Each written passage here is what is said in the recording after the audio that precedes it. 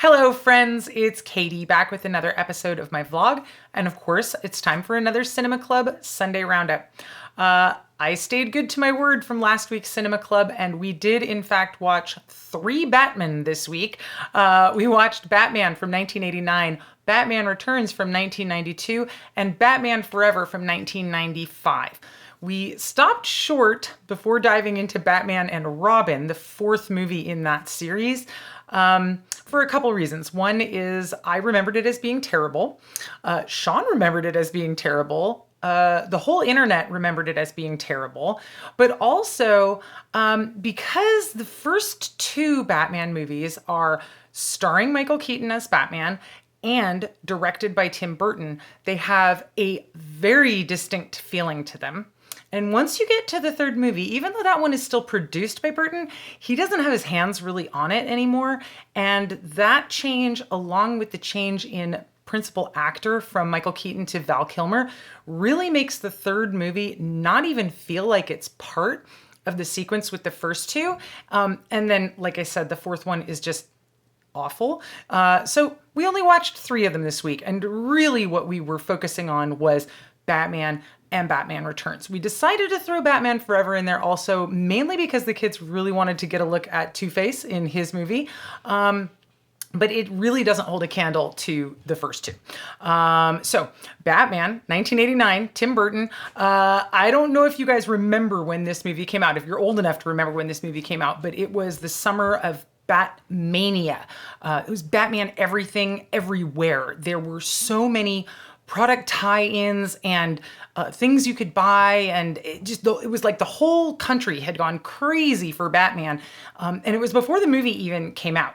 And then the movie came out, and it was just like, it was like the top of your head got blown off by the amazingness of this movie. Michael Keaton is amazing as Batman and as Bruce Wayne. Less so. He's better as Batman than he is as Bruce Wayne, but I do like his Bruce Wayne. He's kind of bumbling and clueless. He's not like a suave millionaire Bruce Wayne, so I did enjoy that a lot. Of course, Jack Nicholson plays the Joker in this film, and he is just perfect. I mean, he's just... I wouldn't say he steals the show of the whole movie because the whole movie is that amazing. But Jack Nicholson is like the best part of a totally amazing movie. He was like born to play the Joker. His insane smile amped up by the insane makeup that they gave him, amped up by the insane way that he Jack Nicholson does it, around on the set. He's just perfect in the role. Kim Basinger is in it as the female lead. She's good enough, but it's a pretty light part. She plays Vicky Vale, the reporter, and she's really just in it to be like a damsel in distress and like Batman's hookup. She doesn't really have a character. Unfortunately, being based on old-fashioned media, the entire series suffers from a pretty heaping dose of misogynistic attitudes towards women and portrayals of women. There's not very many developed female characters in the series at all. But it's a comic book. It's fluffy. It's doing what it does, right? And it's based off a comic book from the 1939. The 40s is like when Batman really gets started. So obviously there's very different ideas about women's roles in societies and women's roles in narratives from the 1940s to the 2020s. But Kim Basinger does a decent job with the material that she's been given. But really the amazing thing about this Batman movie is not the acting done by any of the actors or even the writing. The script is good enough.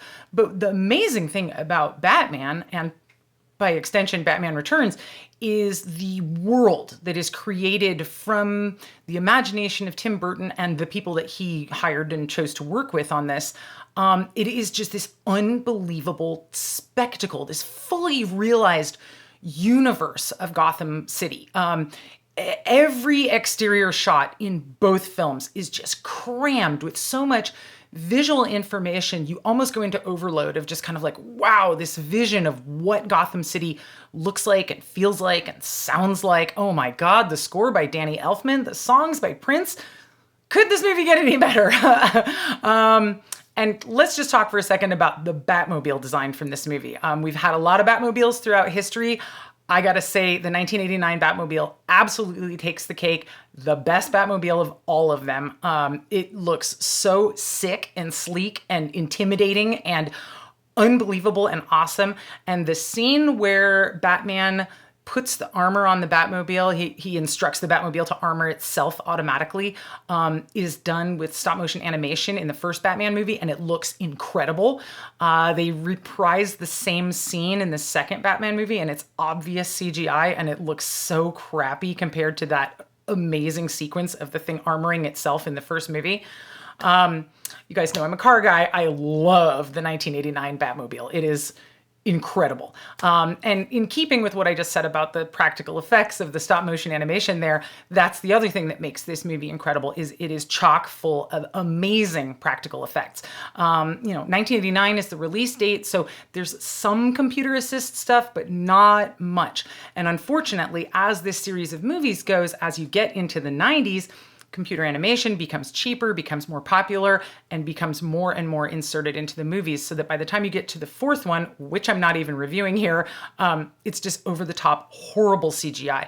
But the third one, which I did just watch, has pretty awful CGI. A lot of the exterior shots are just wholly done in a computer and they look bad. A lot of the flying shots where Batman is like, swooshing in on a cable or jumping down off of something, it's all done in a computer and it looks horrible. You guys know I'm a practical effects person, but especially I feel like there's this pocket of time from like 1988 to like 2000, where it was like all the movie studios just went crazy with putting computer stuff into their movies. And for the most part, it looks bad. There is some stuff from that era that still holds up incredibly well. Jurassic Park is a great example, mostly because there's so much practical being mixed in with the CGI, also because the budget they had was insane. But it really stands out. Just the 90s, it's a bad time for computer animation because these studios were stretching a little further than what they could actually technically accomplish, and it has not aged well at all. So I'm always going to vote for putting practical effects in your movies, even if computer's cheaper, even if computer's faster. Try to do it, guys. It's going to look a lot better initially, and it's also going to age a lot better. So there's my anti-CGI screed again. But that's you sit down, you watch Batman, then Batman Returns, then Batman Forever, and it's just almost overwhelming how quickly the CGI ramps up and how bad it is in between these movies. Excuse me. So, Batman, 10 out of 10, required viewing, pretty much perfect. I have some light criticism, but really nothing. This movie was a revelation when it came out. Especially sort of comparing it to the Superman movies, which we just watched last week. That's a pretty faithful rendition of the Superman character from the original comics. The Tim Burton Batman movies are so much darker than the original Batman comics. They relate much, much better, and of course are being influenced by Dark Knight Returns and the Killing Joke comics, which I've always felt were the more appropriate way to portray Batman. He's not this great guy.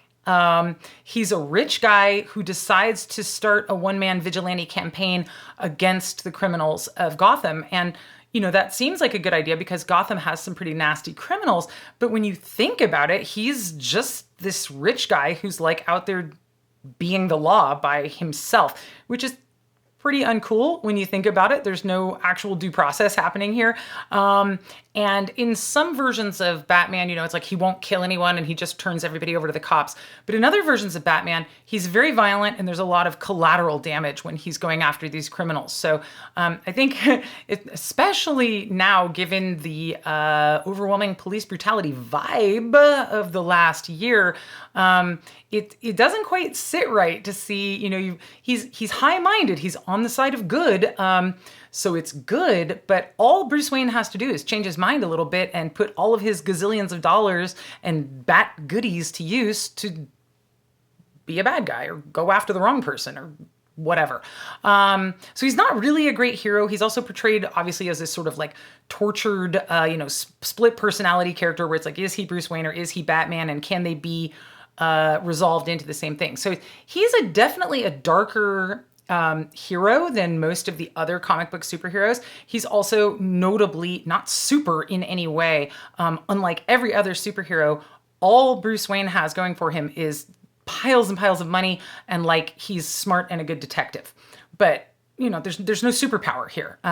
So that's always been something interesting about Batman, but it's also something boring about Batman. And so when I view Batman media, I'm always looking for the darker, more twisted, getting to kind of like the internal psychological problems of Batman, but also I just don't care about Batman that much. I don't think anyone does. Do you guys? I think the reason we watch Batman movies and read Batman comics is to check out the best villains in the biz.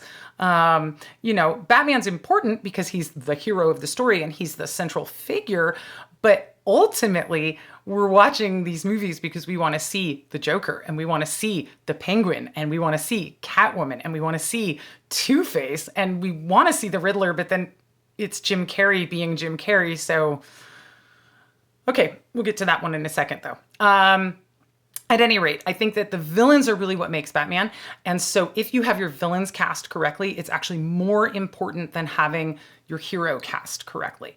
That said, like I said, Jack Nicholson is literally perfect as the Joker. I can't think of a casting decision that would be better than him in the 1989 Batman movie. That also said, lots of other people have portrayed the Joker throughout history and done a great job. Cesar Romero was amazing. Heath Ledger was amazing. Joaquin Phoenix was amazing also. So maybe an easy character to portray, but maybe just some great casting choices. Speaking of casting choices, I don't know if you guys know this, but when it was first announced that Michael Keaton was going to play Batman, apparently all of the nerdiest Batman fans got really mad about this and like took out an ad in Variety magazine and had like a petition to get him removed from the movie because Keaton had been typecast as a comic actor and none of them thought that he could play the role of Batman, the serious Bruce Wayne Batman dichotomy, and do a good job. And I have now watched, I believe, every Batman there is. And shocker, Michael Keaton actually does the best job out of all of them. I love Adam West as Batman, but you have to be in the mood for campy funny. Val Kilmer sucks as Batman. He was awful. George Clooney, but that movie is awful. And then Christian Bale was like, okay. And I liked him as Bruce Wayne in those movies, but I did not buy him as Batman at all, especially when he put on the tough guy Batman voice. It just didn't do it for me at all. So in the end, while Michael Keaton may not be a great choice to play Batman, I think he is the best Batman that we've had out of all of them. And I think he does a really, really good job in the role. Of course, he comes back in the second movie, Batman Returns from 1992, also directed by Tim Burton. This one, it's actually kind of hard to decide which one is the better movie out of Batman and Batman Returns. I think on its own, Batman is the better movie, but it did so well at the box office that the studio then gave Tim Burton even more creative control over the second one. And so the second one is even darker and like more in that Tim Burton way than the first one is, which means I love it like even more. So definitely don't skip out on Batman Returns. You've got Danny DeVito as the Penguin, killing it and basically stealing the entire movie from all of the other actors. I mean, he's just so good. Michelle Pfeiffer is Catwoman. Christopher Walken plays like capitalist Max Schreck. And they all do a great job in their roles. I do have to say, when I was 18, when this movie first came out, I did not like Michelle Pfeiffer as Catwoman at all. I couldn't stand it. I was like, oh, she's just sexy. What's the point? This is boring. Whatever. Watching it now as an adult, I have to say, I really liked her performance a lot. I really liked the character arc of the Selena Kyle to Catwoman shtick. I didn't really like how she became Catwoman, but whatever. And I really liked the final battle sequence. I'm not going to say what happens, but the kind of shtick that she comes up with as Catwoman in that last battle is pretty great, and I really, really thoroughly enjoyed it. And upon watching all these movies back to back, my initial complaint as a teen was, oh, she's just sexy. What's the point? Well, I mean, that's what Catwoman is. She's a one-dimensional comic book character that's just supposed to be sexy. Yeah, she's an amazing cat burglar also, but like she's just sexy. But it turns out that Selena Kyle / Catwoman is the most well-rounded character in this entire series of movies, just because all of the other female characters are literally just like bait for bad guys or arm candy. And Selena Kyle is like the one woman who actually, is autonomous and acts with her own agenda and does stuff, and she's a total badass while she's doing it. I learned in my research for this vlog that Michelle Pfeiffer did like actual martial arts training to do those scenes. I mean, she's not performing all the stunts, obviously, but she did do some like kickboxing training and I think jujitsu also, and learned how to do all the whip stuff so that she could do it correctly for the movie. So kudos to her for that. I also learned in my research that because the second movie is darker, sexier, and more violent than the first one, apparently McDonald's pulled their sponsorship. They were going to be doing Happy Meals for the second movie, and they pulled it because they were like, this isn't a children's movie. And it was pretty funny because I just watched this movie with my children, and it was totally a children's movie, but I also let my children watch all kinds of movies. So, if you're a prude, if you're weird about stuff, maybe don't let your children watch Batman Returns, but that feels odd. Also of note, this is a Christmas movie. I think, a lot of people, when they run down their list of like, oh, what movies are we going to watch at Christmas? And they try to come up with kind of wacky ones like, oh, let's watch Gremlins, let's watch Die Hard, instead of just some old moldy oldie, It's a Wonderful Life or whatever. So this movie is entirely set at Christmas time as well. So if you want to wait however many months that is into the future, and put it on your December watch list, that would be a very appropriate time to watch Batman Returns. All right, the third movie, Batman Forever. I've already been negative about it, so I'm not going to dwell on it too long, but I will say Tim Burton didn't want to direct it. They offered him to produce it instead, so he did produce on the third movie. Joel Schumacher is the director, who also directed Lost Boys. This is the one where we switch over from Michael Keaton to Val Kilmer as Batman / Bruce Wayne. Couldn't be more wrong in the role. He just sucks. I don't buy him as Batman, and I don't buy him as Bruce Wayne. Henry couldn't even remember who he was. Every time he was on screen as Bruce Wayne, Henry was like, who is this guy? And I was like, that's Bruce Wayne again. And he was like, totally unmemorable. On Val Kilmer, Tommy Lee Jones as Two-Face, though, steals the whole movie. He's the reason to watch the third movie, as far as I'm concerned. The other villain is Jim Carrey as the Riddler, and boy, he had just come off of doing The Mask, and it really shows. He is over the top, Jim Carreying around, doing his Jim Carrey shtick, and it's super distracting and does not work well in this movie at all. Nicole Kidman, again, she does a decent enough job with some pretty thin material. She plays a psychotherapist who's there to like figure out what's wrong with Two-Face, and maybe also solve the puzzle of Batman / Bruce Wayne. But again, she's not given very much material to work with. She's pretty much there to look good and to be a kissing partner for Val Kilmer, whether or not he's wearing the Batman costume. Like I said before, awful CGI in this movie, and a truly terrible Batmobile design. So I would skip that one. I would just watch Batman and Batman Returns, and then I would just say, forget about Batman Forever, and really just forget Batman and Robin even existed. Stick with those first two. You'd be much happier than if you watch all four of these movies. And now, for something completely different, we rounded out the end of our week, instead of watching Batman and Robin, with a French film called The King and the Mockingbird, directed by Paul Grimaud. It was released in 1980, but it actually started production in 1948. Wow. 30 years to make a movie. So apparently Grimaud and the writer, whose name I have now forgotten, got together and started production on this film in 1948. It's loosely based on the story The Shepherdess and the Chimney Sweep by Hans Christian Andersen. And they started work on it and got partway through it. And then for some reason or another, the production was canceled and the studio, against their wishes, released the unfinished film in 1952. Grimaud then spends the 60s and 70s trying to get the rights to finish his own film back from the studio, and finally does. And then at the end of the 70s manages to complete it with his vision, the way he wanted to do it. So it's finally released in 1980. And I mentioned this about the length of the production because we watched it. I saw, okay, this movie came out in 1980, cool. And then we turned it on, and visually, in terms of the animation, it doesn't look like something that was made in the late 70s. It looks way more like something that was made in the early 60s. And that makes a lot more sense if you know this long production history of this movie. That said, the visuals on this movie are great. The character designs are really cool. The character designs on everybody are cool, but the king in particular is awesome. The king is named King Charles. 5 + 3 = 8 + 8 = 16. And they say the whole thing every time instead of just Charles the 16th. It's quite amusing. And he is this cross-eyed king who loves hunting. And he's a horrible shot because he's cross-eyed.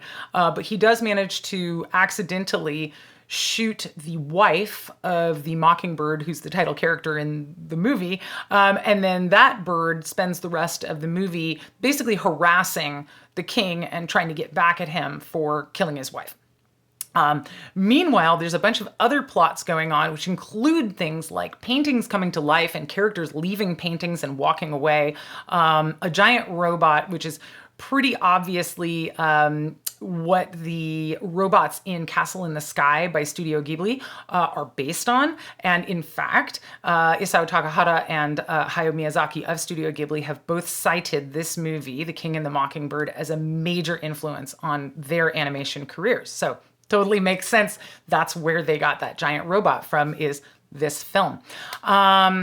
And like I said, it was based on this Hans Christian Andersen fairy tale originally. So if you're interested in animation, if you're interested in French animation, if you're interested in stuff that inspired the Studio Ghibli team to do their thing, if you're interested in fairy tales interpreted into animation, I will definitely recommend this movie to you. It is the exact right combination of weird and wonderful.